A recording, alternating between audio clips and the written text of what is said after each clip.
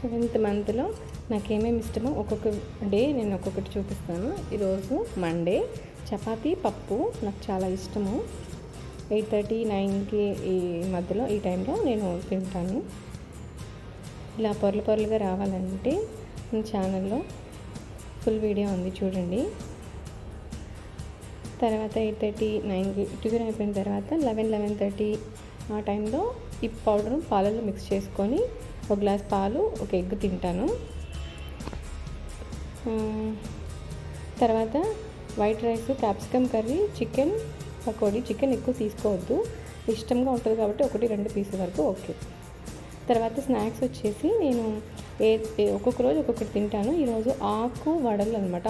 అన్ని ఆకుకూరలతో చేసిన వడలు, చాలా హెల్తీ కూడా. ఆకుకూరలు కూడా తినాలి. తర్వాత నైట్ వచ్చేసి ఎగ్ టమాటో కర్రీ అంటే నాకు చాలా ఇష్టం. అది వైట్ రైస్ అనమాట.